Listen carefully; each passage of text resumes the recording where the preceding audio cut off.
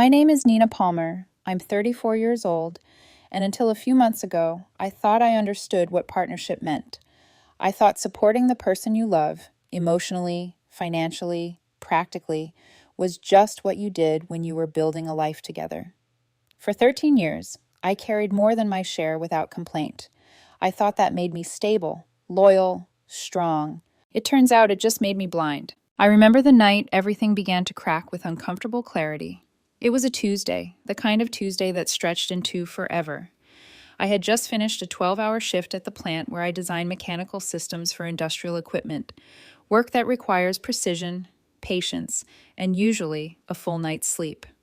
That day, I had none of the above. My eyes burned. My hands were trembling from exhaustion as I merged onto Route 33. The road blurred at the edges. I remember gripping the wheel so tightly my knuckles turned white. I told myself, 10 more minutes, Nina. Get home, shower, sleep. Tomorrow will be better. But tomorrow never arrived as planned, because I never saw the delivery truck that blew through the red light. I didn't even have time to gasp, just a violent impact, metal twisting, my body thrown sideways. Then darkness swallowed everything. When I came to, harsh fluorescent lights stabbed through my skull.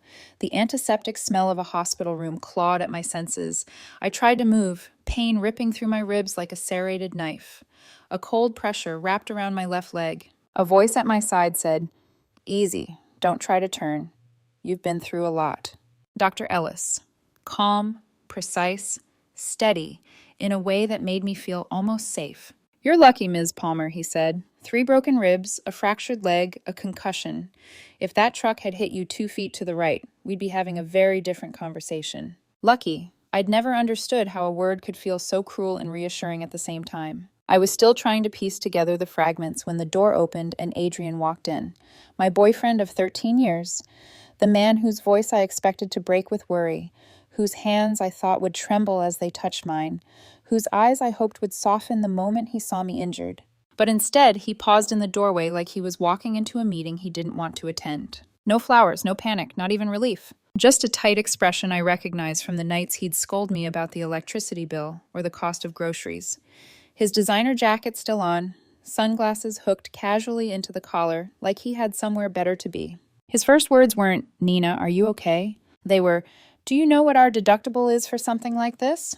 Dr. Ellis glanced at him, surprised.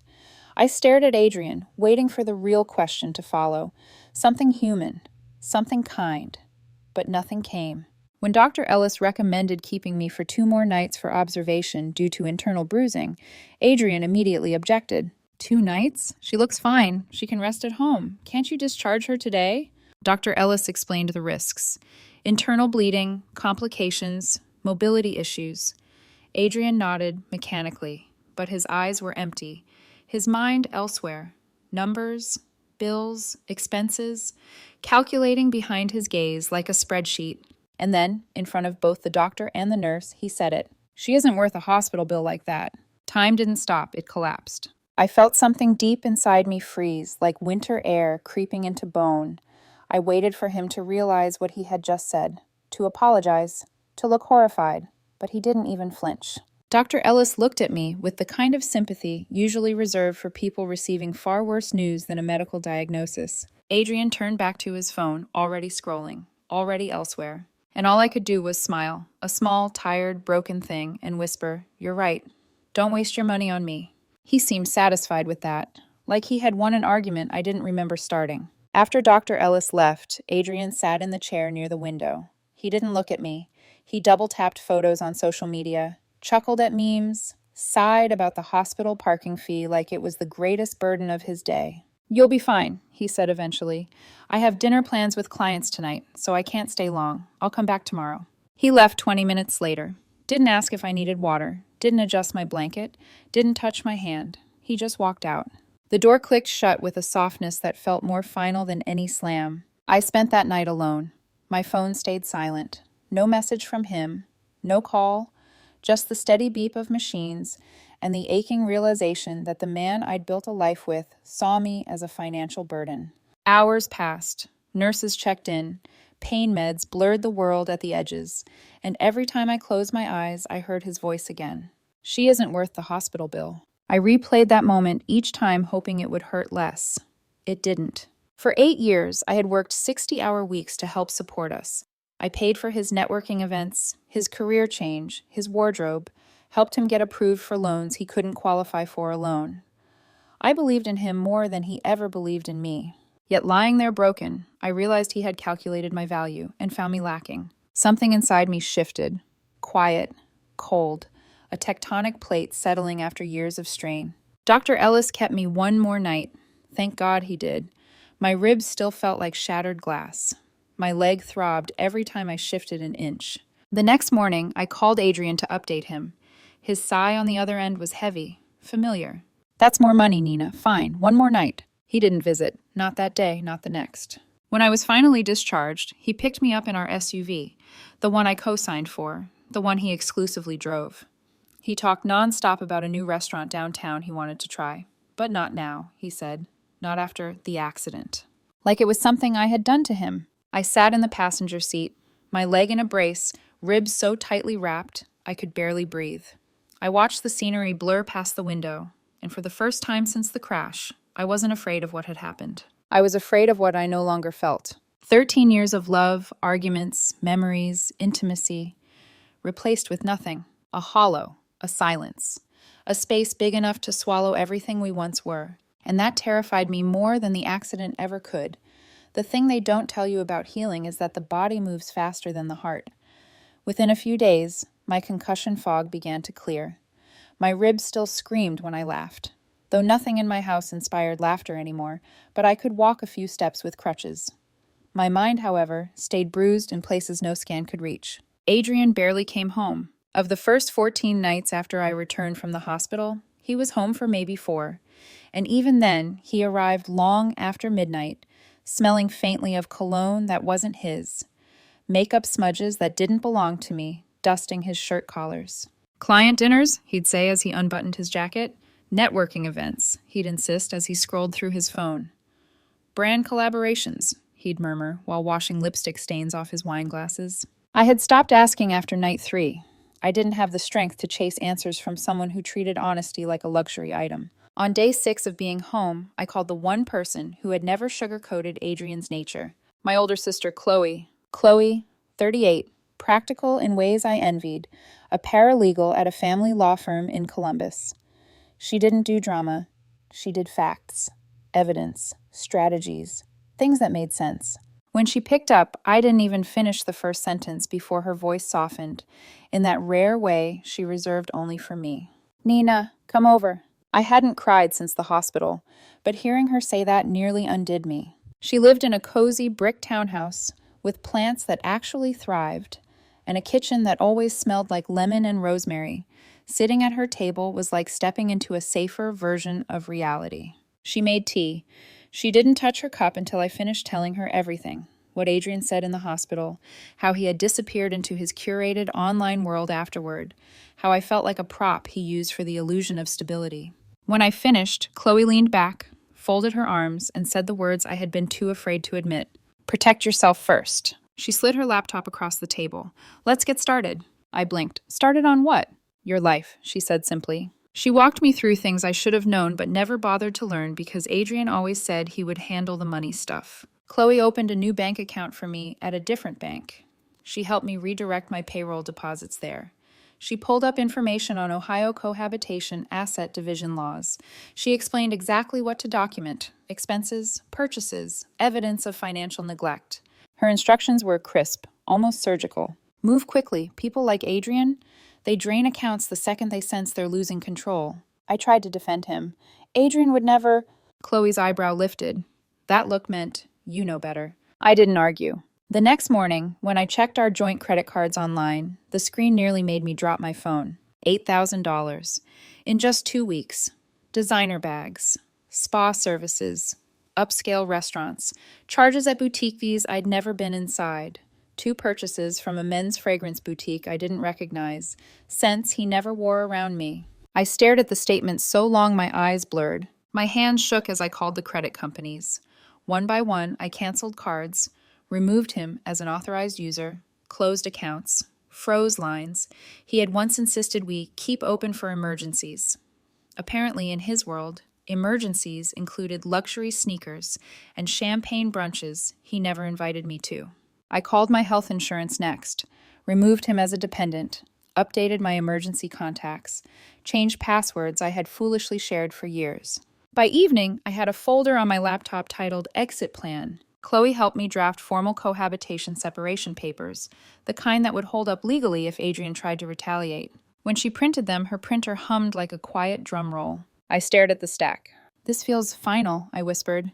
"It should," Chloe said. "He made it final in that hospital room." I swallowed the sting of that truth. For the rest of the week, I moved through the house like a quiet ghost. Adrian still hadn't noticed the changes.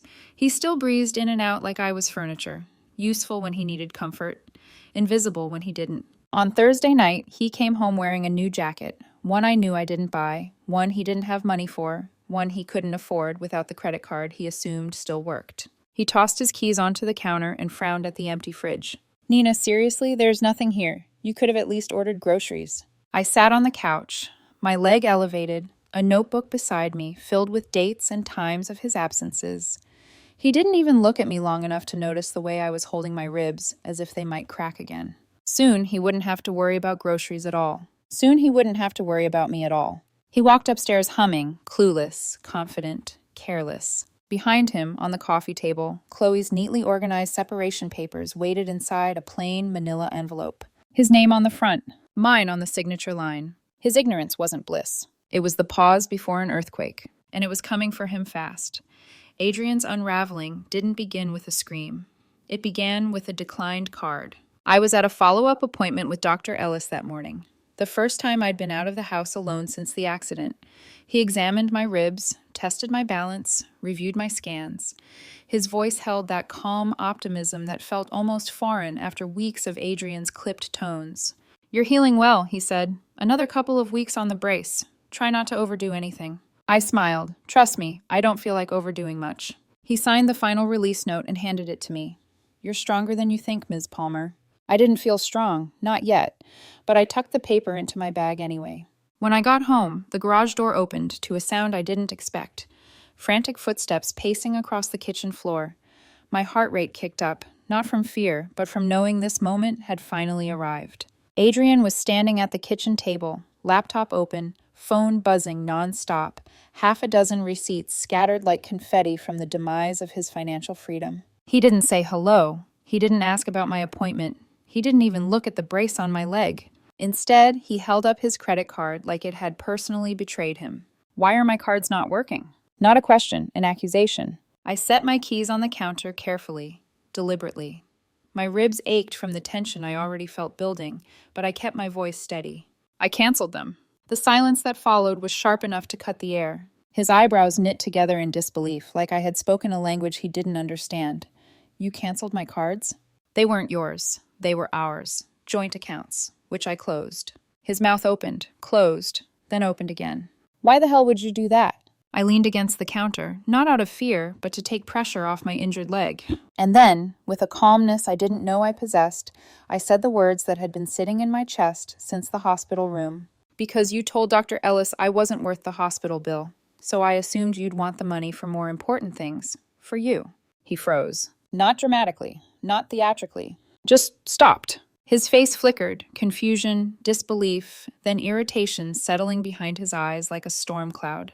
"Nina, you're being ridiculous. I was stressed. You always take things out of context." Context. Like there was a version of that sentence where he didn't weigh my life against a dollar amount. He stepped toward me, hands lifted as if he were calming a child. "Look, you're still recovering.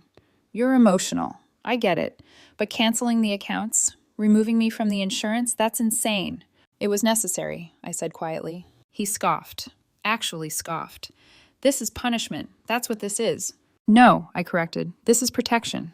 He slammed his hand on the table, making the receipts jump. "From what? Me?" I didn't answer. He didn't want truth. He wanted obedience. He paced, running his fingers through his hair in agitation. "Do you know how embarrassing this is? I tried to pay for coffee this morning and the card declined. The barista looked at me like I was broke." "You are broke, Adrian," I said softly. "You just didn't know it yet." He stopped pacing. His voice dropped to a dangerous whisper. "Who helped you do this?" I couldn't help it. I laughed. Short, humorless. You really think I couldn't figure out my own finances? You're not, he cut himself off, but not fast enough. Not what? I asked. Not smart enough? His jaw tightened. I held his stare until he looked away. He switched tactics suddenly, like flipping a switch. His shoulders softened, his voice gentled. Nina, I'm sorry, okay? I was overwhelmed at the hospital. Worried about you. I didn't mean any of it. A performance. I saw it now. The same blank calculation from the hospital, disguised behind practiced tenderness. I shook my head. You weren't worried about me. You were worried about what caring for me would cost. His smile faltered. Then the mask slipped entirely. You're throwing away 13 years over one comment? No, I corrected again. 13 years of comments. 13 years of dismissing me. 13 years of pretending we were a team when you were only ever loyal to yourself. He stared at me, stunned into silence. So I continued. You didn't visit me in the hospital, not once after the first day. You didn't ask if I was in pain. You didn't ask if I needed anything. You cared more about parking fees than whether I could breathe. His eyes darted to the door, flight response kicking in. Nina, stop. You're blowing this out of proportion. I'm not blowing anything up, I said. I'm cleaning up. I walked, slowly, painfully, to the drawer where the manila envelope waited. I placed it on the table between us.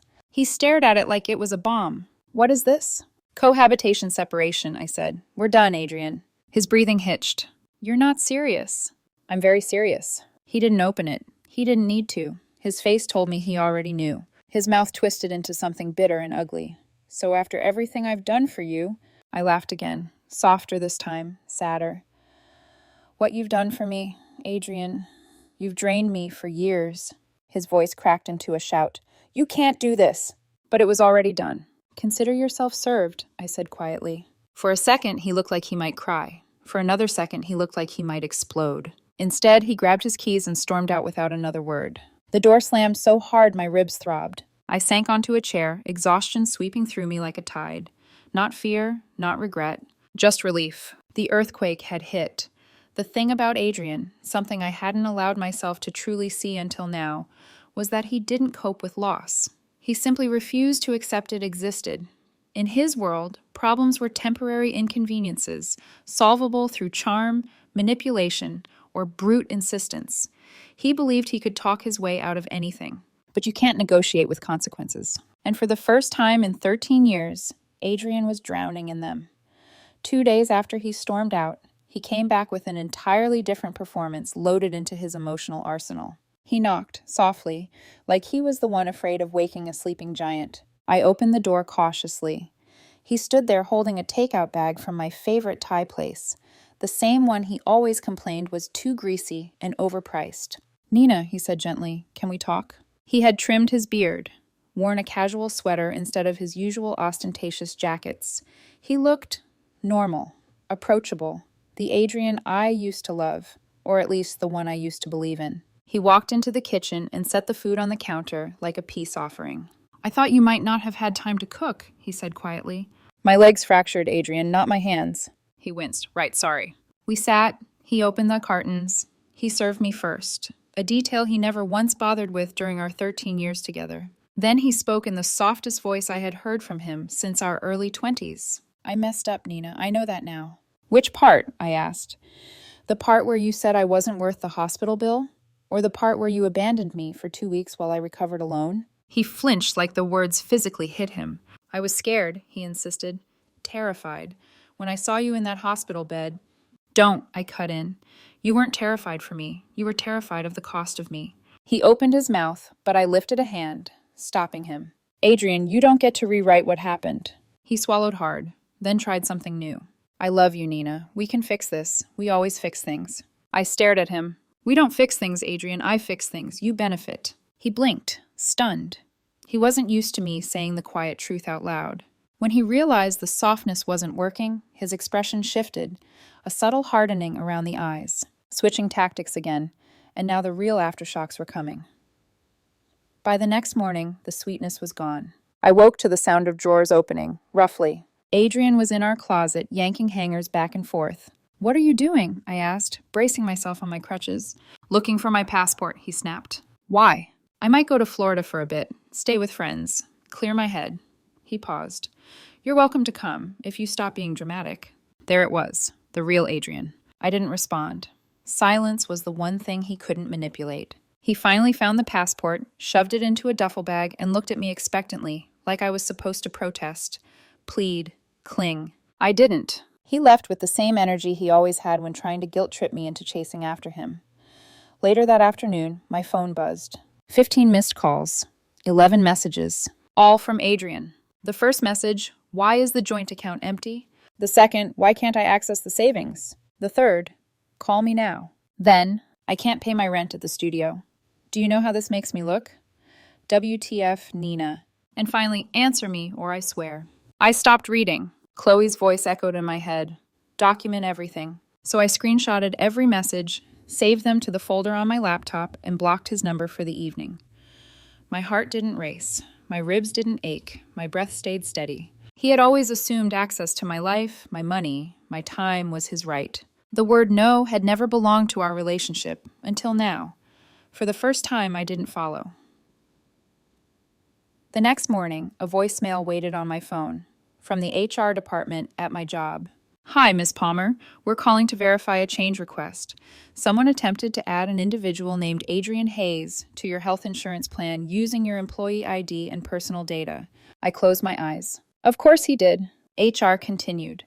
But since we show records that he was already removed, we flagged it as suspicious and declined the request. We just need verbal confirmation that you did not authorize this. My voice steadied. No, I absolutely did not. There may be an internal investigation, she said. If it happens again, we are obligated to report it externally. I thanked her and hung up, staring at the wall. Adrian wasn't just spiraling. He was grasping, recklessly, carelessly, at anything that once gave him comfort or power. He didn't think consequences applied to him, but they were coming. That night, Chloe called. One more thing, she said. I received an email from Adrian's attorney. He got a lawyer? Of course he did. And Nina, you need to hear this. She read it aloud. Adrian demanded alimony, half of my retirement savings, compensation for emotional distress. And this one almost made me laugh. The house, or at least half its value. Is he out of his mind? I whispered. Chloe snorted. Oh, honey, he sprinted past out of his mind weeks ago. This is pure posturing. None of it will hold up. I felt a strange calm wash over me. He was losing control, and it terrified him enough to make him reckless. But me? For the first time in years, I felt steady, rooted, a version of myself I had forgotten I could be. Before bed, I passed the hall mirror. For months, I had avoided looking into my own reflection. Tonight, I didn't look away. I didn't see the broken woman from the hospital bed. I didn't see the girl who had given 13 years to a man who never valued her. I didn't see fear. I saw resolve. And in that reflection, I understood something with a clarity that almost made my ribs ache again. Adrian was not done, but neither was I. The aftershocks were coming, and I was finally ready. In stories, closure arrives like a slammed door, loud, final, impossible to ignore. But in real life, closure shows up quietly, sometimes in a hallway you didn't expect to walk down, sometimes in a familiar scent, a name on an envelope, or the echo of footsteps near a hospital entrance. For me, closure began in the same place the unraveling had started. Mercy Hospital, returning to the beginning. 2 months after the separation papers were served, my life had settled into something resembling stability. My limp had faded to a slight stiffness in the mornings. My ribs no longer sent warning shocks through my chest when I laughed, which I was starting to do again. Work picked up. My focus sharpened. I slept through the night for the first time in weeks. Then my supervisor assigned me to inspect a rail installation near Mercy Hospital. Coincidence, he said lightly. But fate has a strange sense of humor. I parked in the same garage where Adrian once complained about the $8 fee. My reflection in the elevator glass startled me. I looked peaceful, even strong.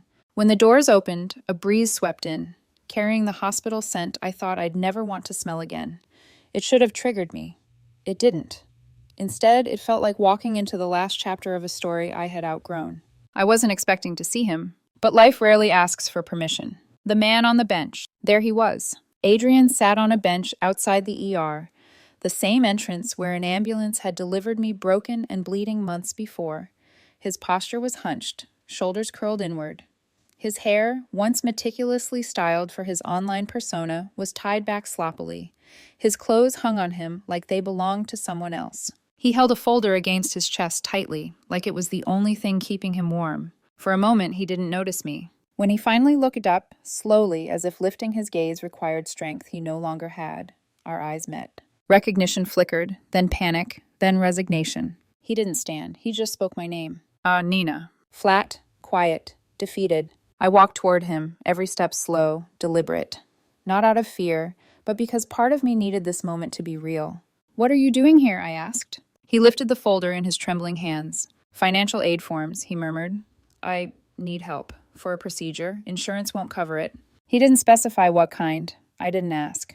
A strange, detached calm settled over me, the kind people mistake for coldness, but it's really clarity. A clarity you earn through pain. "I'm sorry," he added quickly, "for everything." I watched him carefully, his pupils, his posture, his tone. He wasn't apologizing for hurting me. He was apologizing for losing the version of me who shielded him from consequences. His eyes shone with something close to desperation. He wasn't the man I left. He was the fallout of that man. I took a breath, a slow one, the kind that doesn't hurt anymore. "Adrian," I said gently but firmly, "you had me, past tense." He blinked, as if the word itself cut him. I continued, "You had me until you made sure I felt like no one." He swallowed hard. His jaw trembled. "Nina, please."